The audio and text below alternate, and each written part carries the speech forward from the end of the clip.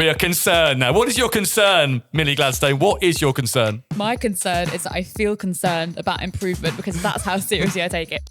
Who have you had to tell to do their job but do it better? I think in general, because I am obsessed with learning and getting better, naturally, I'm giving quite a lot of feedback to a lot of different members of the team. So another strategy, if you want to do performance improvement, you're actually already giving high frequency feedback. Do you like to get performance feedback? Yes. And I like to get feedback on my feedback as well. What about feedback on the feedback on your feedback? And I've got a bit of a confession to make to the camera. This could be quite a dark episode. Hello, I'm Jonna and welcome to Sparks, a series of podcasts all around how we spark improvement in work and life, how we spark something new, how we spark something exciting. And I'm joined by a very special person, Millie Gladstone, really knowledgeable and sophisticated consultant within our company. And I've got a bit of a confession to make to the camera. This could be quite a dark episode because our topic today is all about sparking performance improvement. Dun, dun, dun. Dun, dun, shark in the pool. What I'm concerned about is that we realised in the pre-show, Millie and I are both very easily dissatisfied and always looking for better. So in this episode, we're going to try to work through how you spark an improvement and maybe not just in an individual, in a team, in a process. What do you do if you're a manager? I'd like to ask Millie though, what are you improving your performance in at the moment? I'm always trying to learn. I'm always trying to get better. You actually have provided me previously some quite good podcast host improvement points, which I've taken note of. What are you growing in? What are you working to improve? At the moment, I think my biggest concern is concern. Even the word It's a concern. Yeah. A nightmare already. I'm so sorry. This is such a dark topic. We are concerned now. What is your concern, Millie Gladstone? What is your concern? My concern is that I feel concerned about improvement because that's how seriously I take it. Yeah. What are you working on? What are you trying to improve? My learning design at the moment. I think we obviously do it a lot. We're designing workshops, designing e-learnings, but I want to get even better. Yes. Build even brighter materials for all of our clients.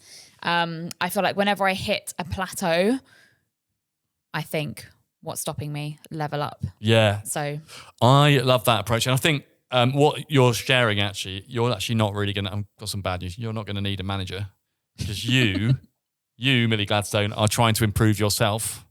Yes. You've got sufficient dissatisfaction, yes. Self-driven, that you're constantly thinking about how you can step up, learn, do things better. How do you think you could become a better designer? How are you feeding yourself to spark the next level up? As a mixture of things. Number one is reflecting on where I am at the moment. Okay. I think to improve, you always have to start with a reflection. Maybe I just want to play that back to you. So you think reflection is a good thing? Yeah? Yes, thank you. Just going to get confirmation on that. Yep, exactly. Okay, what else? And then looking for other sources of good learning design. So it could be taking some time out to actually research new kind of theories or frameworks that are coming out, reading new books. I'm going to call that a priori knowledge. So like stuff that's already been learned, theories that are out there, resources, libraries, podcasts. You could listen to podcasts on learning by learning designers for learning designers, things like that. Yeah. So knowledge that's in the world. Mm-hmm. Yeah. What else? Looking to our colleagues as well. So George, sharing. For example, George is marvelous medicine. Lunch and learn yesterday. Lunch and learn, okay. And it's really nice actually to see a workshop that obviously he is running with one of our clients, Airbus. Yeah. If I can't say it, you can definitely say it. George is running a workshop with Airbus. Yes, which I would never have been able to see previously because I'm not running a workshop with Airbus.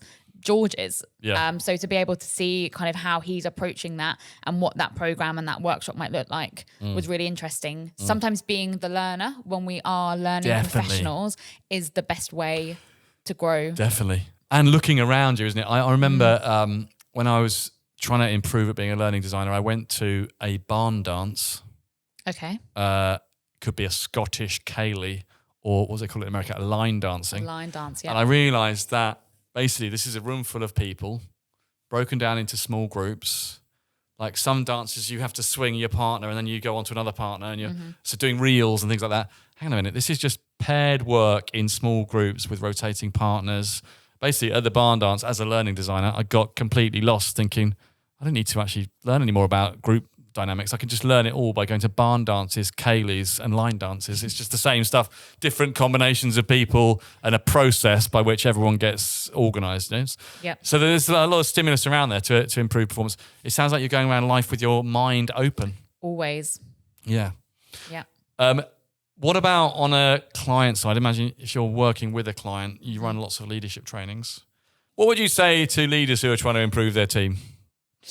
I would say that it has to be a targeted, personal, one-on-one approach. There is no one size fits all.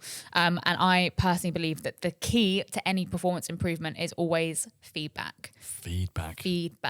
Okay. I'm obsessed with it. Yeah. And I'm a real strong believer that feedback should be a conversation, not a one-way. If you are a manager trying to improve someone's performance, that has to be an open dialogue. It can't just be, Jonna, you're doing this wrong. This is what you need to change, because people don't respond to that. So an open dialogue. Yes. I think I wholeheartedly agree, because I'm even maybe a step for that. I just love relationships. And I feel like if you get that foundation, a lot of people don't invest enough in relationships at work. And then when they have to deliver performance improvement or they have to give feedback, actually the bridge isn't built. Whereas I went to the football last night with Ken. Oh, fun. Yeah. And we're sat there watching what is the mighty Brentford, unfortunately draw 1-1 with Everton. But he said 2 points lost. I said a point gained. But by building my relationship with Ken, if I need to do some performance improvement with Ken or him with me, we've now got a foundation, a bridge that we can use to have those two-way conversations. Is that what you're saying? Yes. Yeah. Yeah. And have you got an example of when you've had to do that? Maybe don't give the names on this one, but who have you had to tell to do their job but do it better?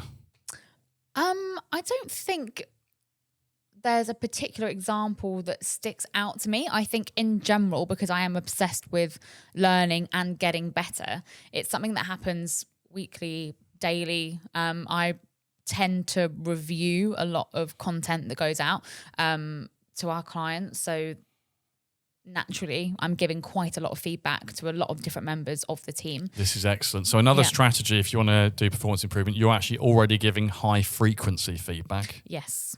And I also believe in that as well. I think if you give high frequency feedback, when you need to give a message, people are used to it. If you're on the low frequency feedback, when you give a message, dun, dun, dun, people are like, oh my God. In fact, one of our colleagues has a sister. That's not unsurprising. People have siblings. Families, yeah. Yep. And it's not, in the grand scheme of statistics, it'll be unlikely that everyone worked here had no siblings. I'm just going to point that out. But one of our colleagues has a sibling, a sister, and she said that after 6 months in her new job, she finally got her boss told her she'd done something well. Other than that, it'd been nothing, neither good nor bad. To me, I'm going to be honest, I blanched at that and thought that must be really tough environment. So you like to give performance feedback? Do you like to get performance feedback? Yes. Oh gosh. And I like to get feedback on my feedback as well. Feedback on your feedback. Yeah. What about feedback on the feedback on your feedback? Yeah, absolutely. And keep going all the way up the levels? Yeah. Yeah. How should that be delivered to you? If you could coach me, because I have to work with you sometimes, and I realise that you're completely useless at something or completely brilliant, let's say, and I need to deliver the message. Should I, for example, informally in the kitchen, just share it? Should I take you for a one-to-one behind a closed meeting room door? Should I have written notes? Should I say, should we go for a walk? How would you, if you were the coach for me, giving feedback to you, how would I improve your performance through feedback? If I could say it. How would I improve your performance through feedback? For me personally, kitchen is a no-no. That's a not place in the kitchen. Of leisure. No, people are there. No. It's a place where I'm probably doing something like making a tea. I'm so sorry, Millie. I hate work chat in the kitchen. Do you? Yeah. That's a personal space. Listeners, I need help. So not in the kitchen. Not in the kitchen. That's my main area. A walk is good. A kitchen is... A meeting room. A meeting room. You want to be shut into a private meeting room, like the door. Could you sit down, please? I need to give you some feedback. Yeah, but private meeting room. Yeah. I'm quite direct. I'm a D on the disc, so I don't want to talk around the point. Just give me my feedback. Okay. We can chat about it. I think making sure that I am also able to kind of process the feedback and ask you questions back. So if you're saying, hey, you're not doing this thing quite right, maybe I can explain why I did it that way and then learn why it needs to change. I'm just trying to think through how I'd then go about this. So I'm in the kitchen. I see you making the cup of tea. I think, don't give the feedback now. Don't try to improve the performance right here. But instead say, Millie, I'd love to grab a little short conversation around this piece of work you've done. If that's okay, I've got some ideas on how we could together make it better. Yeah. And then would you be able to just pop into this meeting room? We go in there, you bring the tea, you sit down, say, I see you've been working on this. As really happy, grateful for that you're doing that. There's these 2 or 3 areas I'd like to be made better. My thought is that you could do X, Y, and Z, or we should improve A, B, and C. What's your thoughts about that?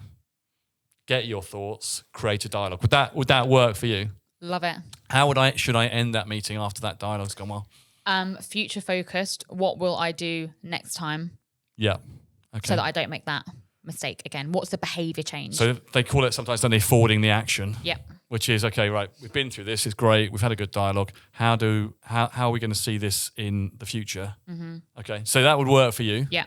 What happens, I've done this sometimes in front of a whole group of people. No. Would that work for you? I just want to bring to mind Millie's work. I think she's done A, B, and C, but B and C I'd like to see improve. Please, Millie, I think you could do this. No, you wouldn't like that at all? No way. Well, how does that make you feel? Probably a bit defensive if it's in front of everyone. Yeah. And a bit like singled out. Yeah. Defensive. Yeah. Yeah. Not good. Okay. So high quality one-to-ones. Yep. Do you think we need to have data? I know we've in a previous pod talked about this, but I feel so often the things that we would like to give feedback on perhaps don't have data. But yeah, I know that where we've got data, it's really useful. What do you think we do when does it need data?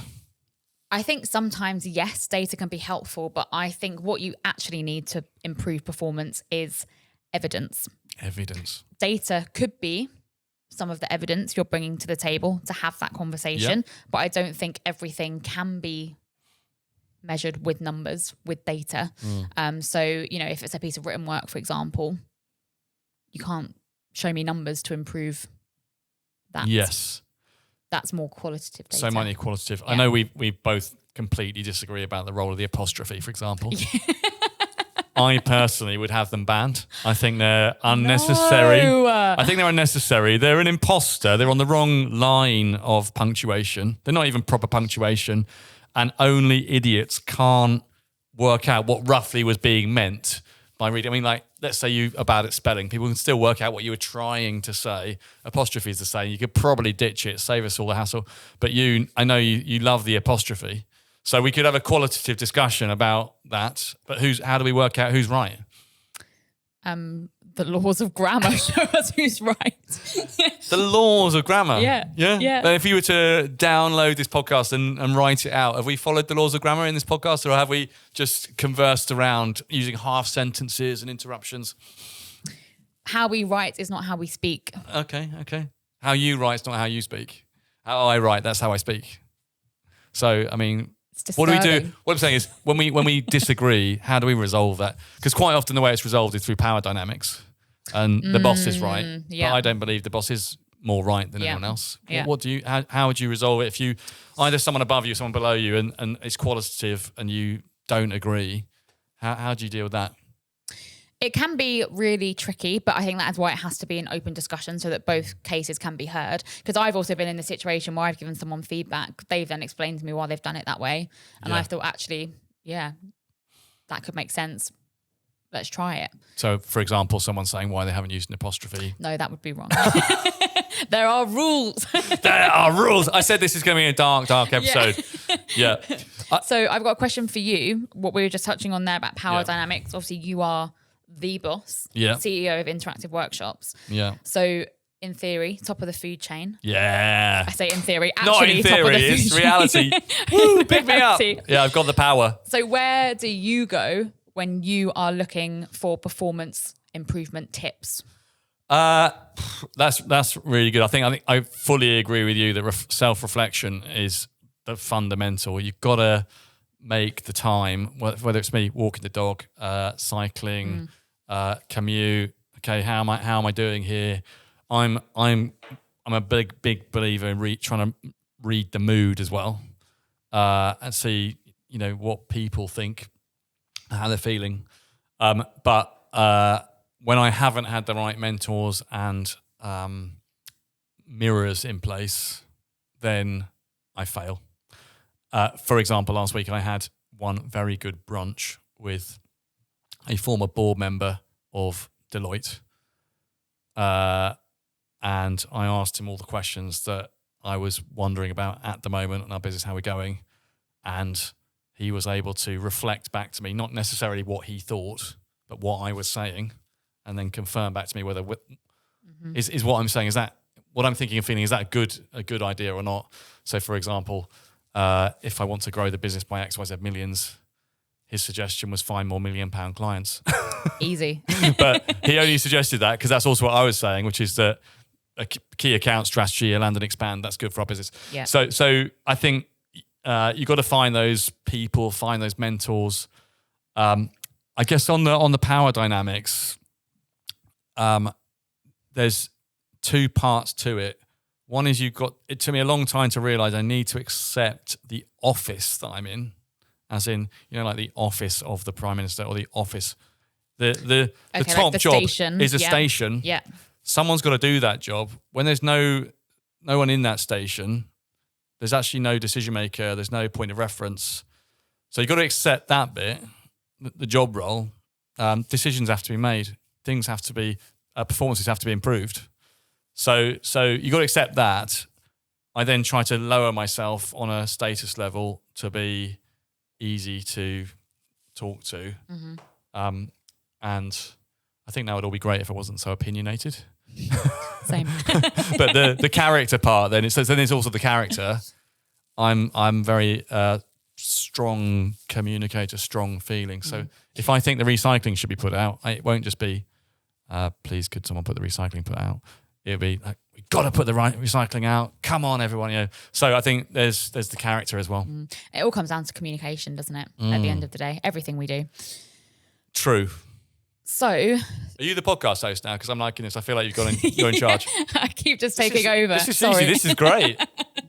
Well, I have got some advice I'd like to get from you. Actually, I've got a question that I'm going to ask you. So, thinking about performance improvement, sometimes there are external factors. So, for example, personally at the moment, we got a letter through our front door a couple of weeks ago saying that they're soon to be starting through the night engineering works on the railway tracks that run at the bottom of my garden, which started this week, which means every night for the last 4 nights, I've been woken up between 2:30 and 3:30 a.m. to the men with their head torches. People, it could be people. Shouting. It doesn't have to be men. Yeah, true. I mean, I did look out the window and most of them looked like men. Did you check? Did you properly check? Because the first night I was alarmed because there were all these lights shining in my window because we haven't got blinds yet because we've only just moved in. I thought we were being raided by the police or something. Okay. So, but that's obviously an external factor that is happening kind of to me that I have no control over. But probably somewhere down the line, it's going to be impacting my ability to improve my performance because I'm tired, I'm cranky. So what advice do you have for me? Well, I get this from Paralympic gold medal winning Emma Wiggs, my co-author of the 8 Steps to Human Performance, Control the Controllables. Okay. I'd like to interrupt your mental imagination journey that from today, because of this, things are going to get worse. Actually, this is actually quite a big societal trend that people believe that from today things are going to get worse. Environmental, economic wars. So we're the big topics. Where, as I'm slightly old, when I grew up, the zeitgeist of the time was that things were going to get better. I believe now, generally, the zeitgeist time is things are going to get worse. Coming back to your nighttime interruption, control the controllables. And it seems silly, but what you're resisting is your blinds, your earplugs. When I fly, I wear either earplugs and noise cancelling headphones, or noise cancelling in-ear headphones and noise cancelling out-of-ear headphones. Whoa. I'm not sure. I know. I'm not sure how good or bad this is, but there's a reason why. Why do you think it is? To block out the noise. Yeah, I want to go to sleep. Yeah, and the very helpful person bringing the breakfast cart round, they wake me up if I haven't got it really cancelled out. So I wear an eye mask. But basically, there's also the other mental bit on the flight, which is when you get on, do you decide you're going to sleep on that flight or do you decide you're not? And I decide I'm going to sleep whether or not I sleep. So there's no openness for me to watching a movie in the middle of the night or having some food, or I will put on the eye mask, I will put on the headphones, and I will sit in that damn seat for the whole night. If I don't sleep, I'm still going to do it. What happens is you sleep. So I would say on your suggestion for your performance, I'd say you've got to first of all control the controllables, which is normally more than you think. And then the other part, the mentality, don't catastrophize that. I believe, look how brilliant you are. I believe even on a few nights bad sleep over a number of weeks and months, you'll be fine. You're an outstanding human being. You're an outstanding human being, and have a nap at a different time of day. You know, that's it took me years to realise that it's not the total amount of sleep you have in the night; it's how much you have in 24 hours that matters. And you know, no one wants to be woken up in the night. However, if you get woken up in the night, you're angry with the damn workman. You can't get back to sleep. So if you wake up, you wake up. And if you go back to sleep, you go back to sleep and you don't have to worry about it. Yeah. The worst thing you're going to be is tired. I actually went to see a psychotherapist last year, partly to do with sleep. And they said a very good point to me, which is, Jonna, a very large proportion of the world's population don't get a full night's sleep and they're all fine. Parents, shift workers, firefighters, emergency IT people. if you think, I think if you think actually, do you know what? People who've got pets, people who don't get enough to eat, they can't get properly sleep. There's a very large amount of the world's population that don't get a great night's sleep, and we all get on with our lives. So don't catastrophize it. Yeah. Okay. Thank you. Is that relevant to performance improvement? Yes. We better link back to the podcast. Yes. It's easy to catastrophize, isn't it? That if we don't improve, things are going to go wrong. But actually, nothing's perfect and everything can be improved. So let's keep working on it. Millie, what else do you want to ask? I would ask, Jonna, when it comes to performance improvement, we've spoken about the data, so I want to leave that behind for now, and you can watch our other podcast episode on that. Very good episode. When we are thinking about the performance improvement of our employees, for example, our team members, do you think that has to be tied to some kind of skills matrix or something else? I think they're really, really helpful. I love writing a skills matrix. And I think that the great thing about those is that when you're reading, so if it's only numbers, it doesn't really help you. If it's like skill 1, 2, 3, 4, 5, or skill a bit, a lot, a really, really big lot. Yeah. If the skills matrix is written out with crystal clear definitions of what the skills look like at each level, then when you're reading it and you read that you're a 2, and then you can read the 3 and see what 3 description looks like, and then you can think, well, hang on, if I'm doing 2 now, and if I could only add in that, I'll be at 3 next year. I think those matrices are really, really helpful. And they also allow for an accurate assessment, either you and your manager, you yourself, comparison to your colleague. You can say, okay, let's have a look at the general description at 2, and then let's look at the description at 3, and then let's see which one I am. Yeah. So good quality matrices are important. It's a very, very valuable tool if you've got a good quality skills matrix.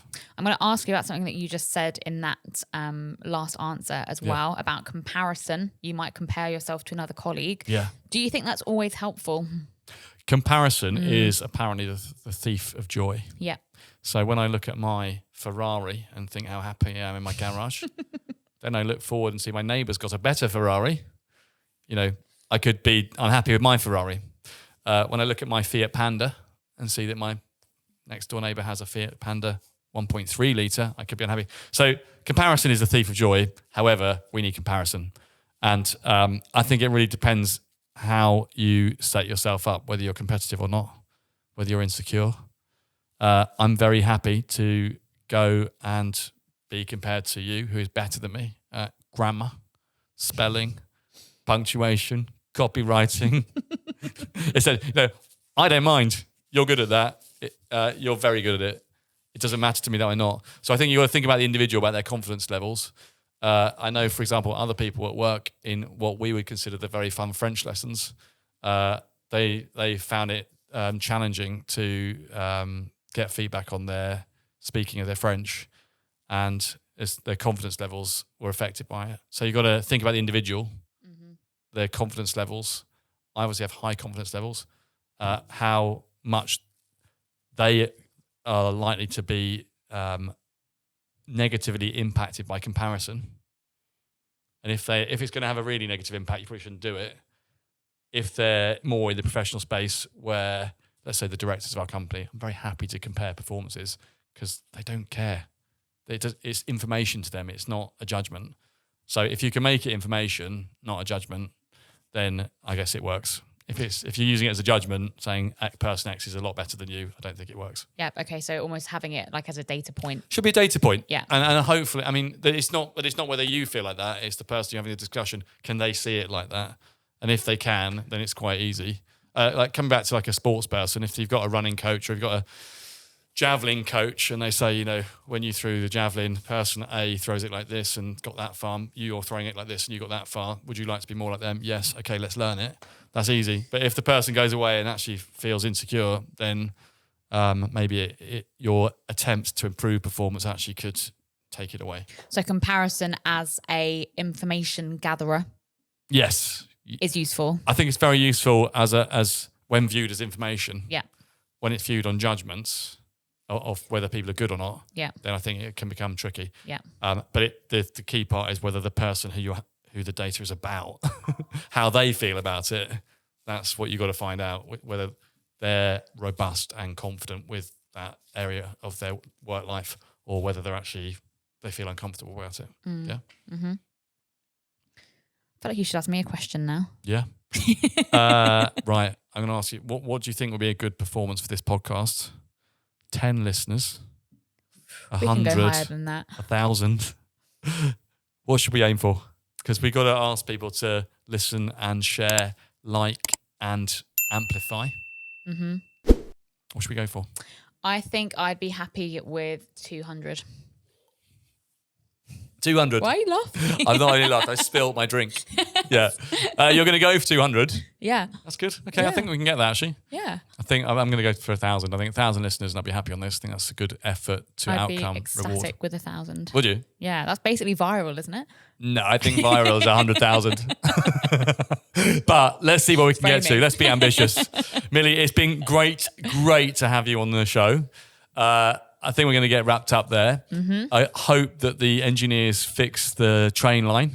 Me too. I wish you luck in your ambitions to become an even better learning designer. And I thank you for all the effort that you've put into helping us have a great pod today. And for all those listeners out there, if you want to improve some part of the performance of yourself, your team, or your company through learning and development, then get in touch with myself, Jonna Circum, or my colleague, Millie Gladstone. Look us up on LinkedIn. Our LinkedIn QR codes are appearing now. Whoa, look at that. They're appearing now. Magic. Our LinkedIn QR codes are appearing now. Look us up, and we look forward to hearing from you. Thank you very much, Millie. Millie, I'm glad that's over. 200. You want 200 views? Why don't you do some more promotion? You should go on LinkedIn and actually try to get some people to listen to our podcast. I always promote it. Our last one's got 39 views. I thought 200 was a 200 stretch. views. But I didn't want to bring it up on camera. The real thing is not how many views we get, but of the 2.5 hours it took us to record this podcast, how much actually makes it into the podcast. If it's down at like 3 minutes, 20 minutes, that's the feedback from Sam about what he thinks about our podcast. Is that a leading or a lagging indicator? It's terrible lagging indicator. I think the leading indicator was how bad we were on camera and how just flapping around we were. And the lagging is the actual time output. Oh, well, right now, we must do some more LinkedIn promotion and get some more viewers. Go on then. Okay.